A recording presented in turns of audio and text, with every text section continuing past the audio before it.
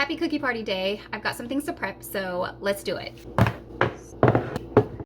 The recipe that we are following is from Sally's Baking Addiction. This is the soft cutout sugar cookies recipe that I've been following for years, and they always turn out really good. She also gives you an option to not only use vanilla, but you could also add almond, and I've done it both ways, and both of them are très chic. Today, I am going to stick with vanilla, and I completely forgot that this recipe requires that the dough rest for a second, and by a second, I mean 1 to 2 hours, and I don't have the full 2 hours, but I'm gonna try and get this done fast enough where I can at least let the dough rest for 1 hour. And thank goodness she puts grams on her recipe, so I don't have to do any math. And I'm looking for 281 grams of flour. Boom, there it is. And I'm going to make 2 batches of this cookie dough. The first batch that I'm making is going to be cookie shapes and things that I cut out and bake myself. The second is going to be just the raw dough, so I can let them cut out shapes. Let's do 170 grams of butter. And I did this in the microwave because I also forgot to take the butter out. I'm also confessing that I put 2 eggs in a cup with warm water to get them to room temp faster, because I legitimately forgot to take all this out this morning, which is crazy because I came in here to make pizza dough like super early this morning and completely ignored these cookies. I need 2 teaspoons of vanilla extract. I should have beat the butter and sugar together, but because I'm rushing, I'm just gonna throw a Hail Mary and hope it works.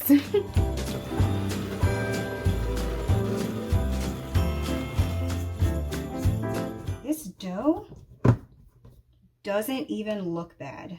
I don't know what the effect is going to be on the texture, maybe. It literally tastes like it normally does. So what I'm going to do here is transfer this dough to this bowl here because it needs to be rolled out first. But then the second batch, I'm gonna do it quote unquote correctly. And when I bake these cookies, I'm going to tag them in some kind of way so I can tell the difference, because now I'm curious to know, can I just save myself some time every year and not cream together the butter and the sugar? That would be outstanding. All right, round 2.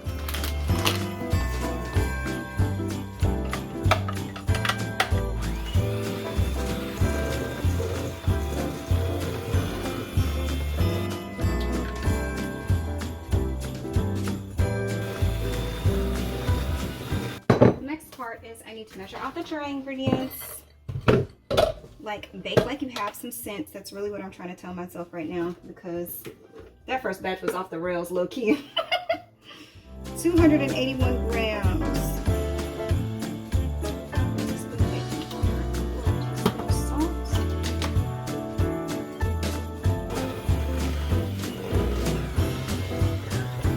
Every time I make a dense dough recipe with this hand mixer, I just feel like my mixer's days are numbered.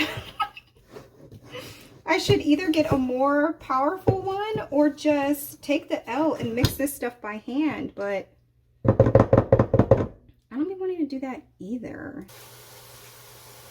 Now this is the part where I get a little bit excited because I get to use my new rolling pin. I mean, there's just things that bring me joy in life, and using new cooking tools, regardless of what they are some of the things that bring me joy. So in her recipe, she's going to tell you to split the dough into 2 parts, because you're going to roll one, dust it with flour, roll another one, put parchment paper in between both and store them that way. But because I have a gigantic cookie sheet, I ain't gonna do that. What I'm going to do is roll out my first, put it on top of parchment, dust it with flour, roll out the second, and put that on top instead, because there's really no need for me to have 4 layers of this dough when this cookie sheet that I have is so big. It needs to be 1/4 of an inch. These need to come off. Now I have a rolling pin set to 1/4 of an inch. It's so amazing. I can't. I have no words for how excited I am about this. And even though I have this rolling pin, I'm just gonna get it started.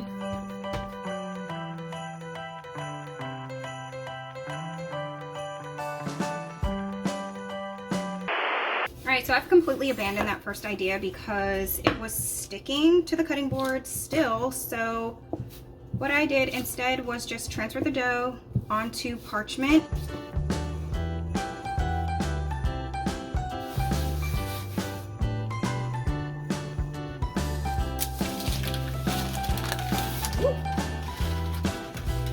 Alright, to the fridge.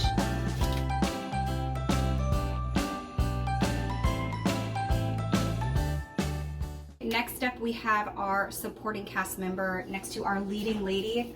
She got made this morning. She's been over here doing her thing all day, but she's got about 20 minutes before she needs to be put in a pan and spread out. So we are going to make this sauce. Can you see? Like, is that good? I think you can see. So to this pan, I need a quarter, or pot rather, 1/4 of a cup olive oil, 4 medium cloves of fresh garlic smashed. But because these cloves are gigantic, I'm going to use 2 of these and 1 of these small guys. I'm also going to take this opportunity to add in some red pepper flake.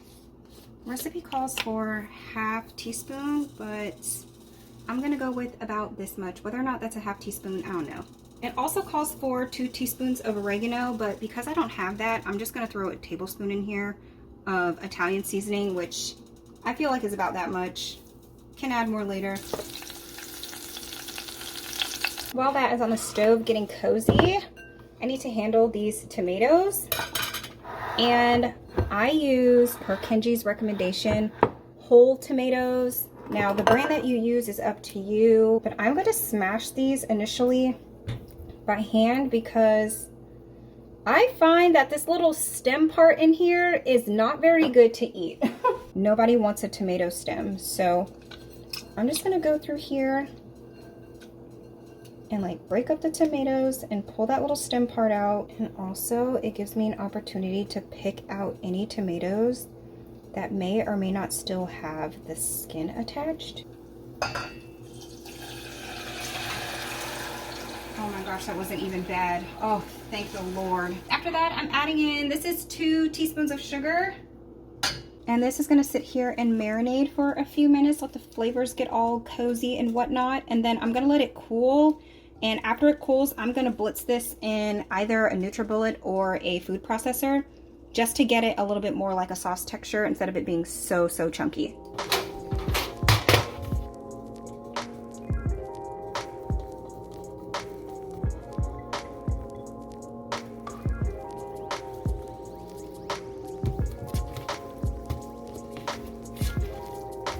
And from here, she just kind of needs to chill and form her own shape.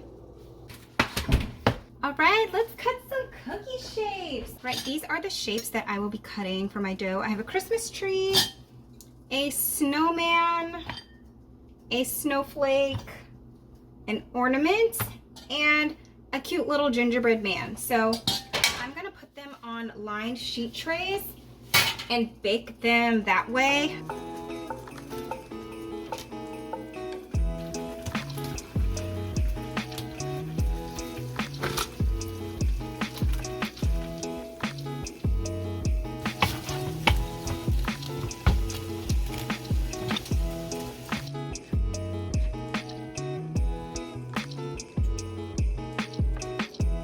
I think we can blend the sauce now.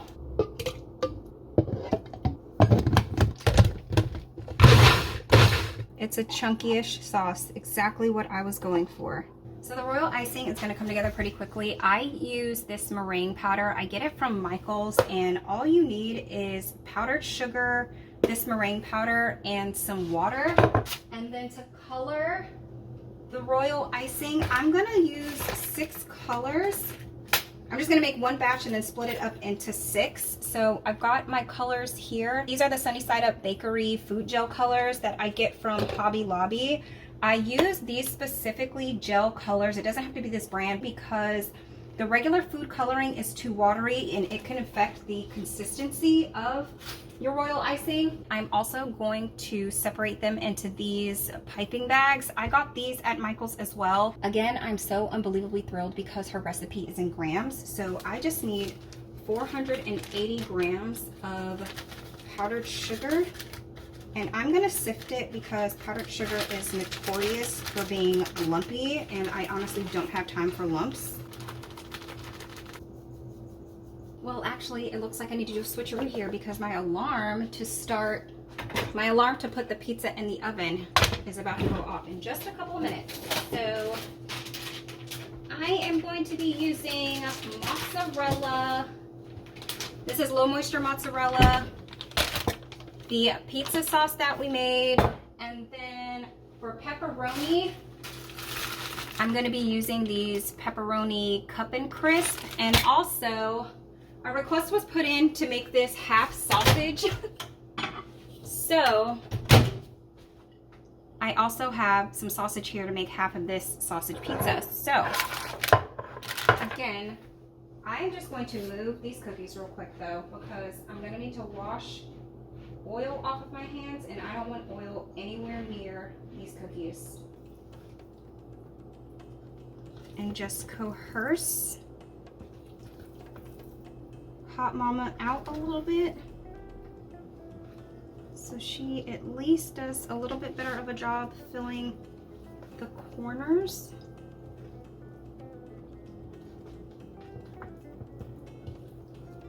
Honestly, I probably could have let this dough sit for a little while longer, but if I'm being honest, I ain't got the time today. But the thing about pizza is that, you know, there's very rarely something that you can do in a recipe that will make your pizza horrifying. So we're just gonna roll with this. Sicilian pizza actually calls for layering things a little bit differently. Like, you are supposed to take your cheese and put your cheese directly on, then the sauce, and then your topping. So that is what I'm going to do here, my friend. Which this is the whole bag right here. And then you take your sauce and just throw it on here. During COVID, I put myself through pizza school, and by that I mean I was searching left and right on videos how to make Neapolitan style pizza at home, and I got that down pretty decently, I think. But then I also had this craving for just sheet pan pizza, and this recipe has been the recipe that I have gone to every single time since then when I just want pizza and I don't want to leave, or like for hosting, you don't have to make a bunch of miniature pizzas. You can just do it this way. And then I'm just going to very gently smush this around some. We'll do half sausage. And I am going to lay these pepperoni on pretty thick because they do shrink while cooking.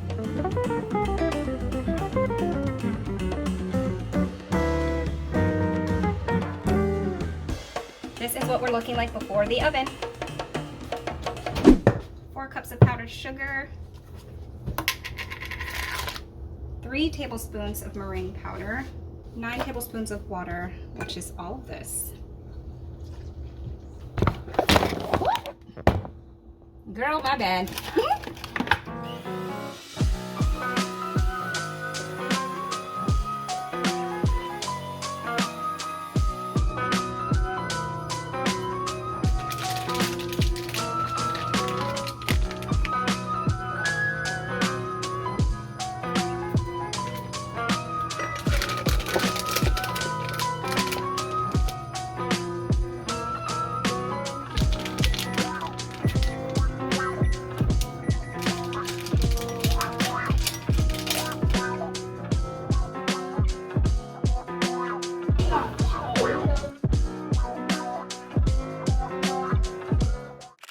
Happy Sunday. I don't even know what time it is. Hold on. Oh my God. It's 3:59.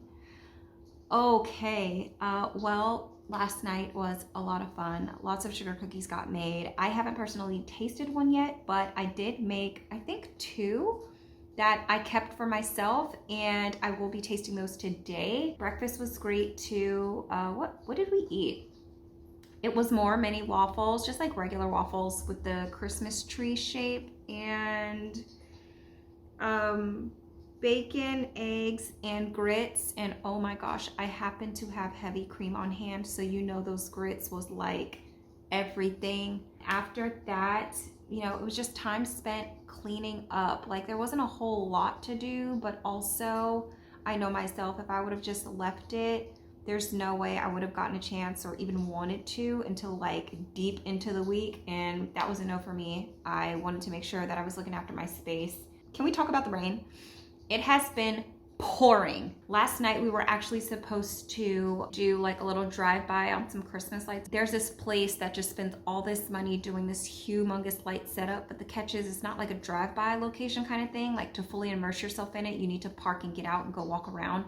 But it was pouring so bad, so we nixed that, and instead it was movie night and cookies, and everybody was happy. Today, it has also been raining. Not as bad as yesterday, but raining nonetheless. It's looking like doom and gloom outside, and after I did my few things this morning, I've just been holed up here on the couch because I am still editing this Thanksgiving Cook With Me. Immediately following Thanksgiving, I just feel like the calendar fills up, and it fills up really quickly, so finding pockets of time to edit has been a little bit difficult, but I'm almost done. I need to take a break because breakfast was, I don't know, maybe like, chow. I really don't know what time breakfast was, but judging by how my stomach is growling, I need to eat something.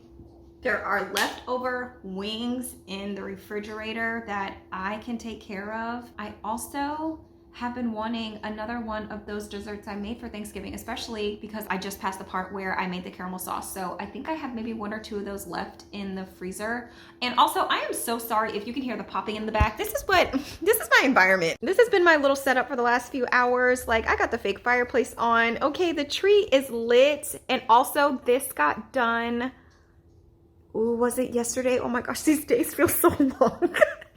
I think we put this tree together yesterday. And not together, let me be specific. I think the tree got fully decorated yesterday because the lights have been on for a few days.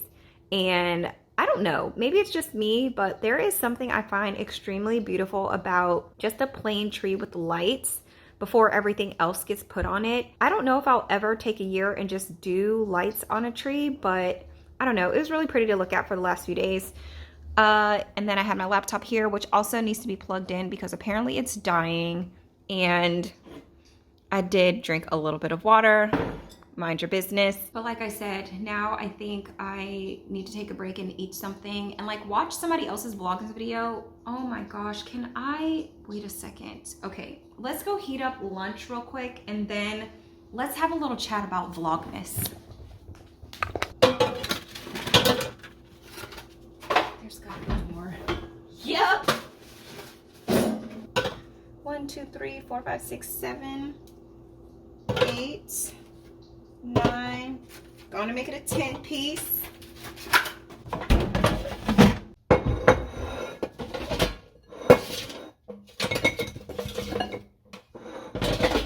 Balance. See? I'm gonna eat my boy here with my lunch. First of all, I have always had respect for people that have been able to vlog and turn it around within 24 hours in a full-blown video. Like, always have had respect for those people. But to do it 25 days in a row, it blows my mind every single year. People who are doing Vlogmas who also have 9-to-5 jobs, you guys are unicorns to me, okay? Now, I think we've already talked about this. I feel like I popped my head in one of those videos posted prior to this, but in case I have not, I'm not participating in Vlogmas in any sense of the usual way. There is not going to be a video on my channel every single day, but I am trying to do my very best to turn on the camera once a day and film something, regardless of what it is, for 25 days in a row, which, let me tell you right now, is so much harder than I thought. I was looking at the footage that I filmed from last week because I filmed a work week in my life, and there were so many of those days that if I had not decided in my mind that I was gonna be trying to film for Vlogmas, I never would have turned the camera on. My mood was up and down, my job was crazy, but you know, I'm a very determined person. When I say I'm gonna do something, I try my very, very best to just do it.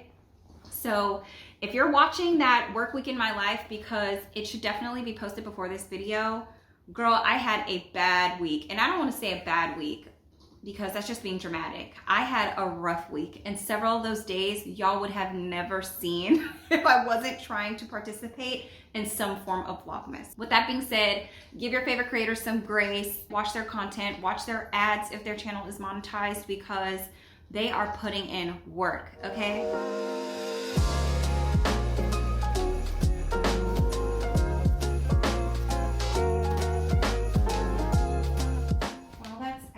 I suppose I can hang my stuff back up.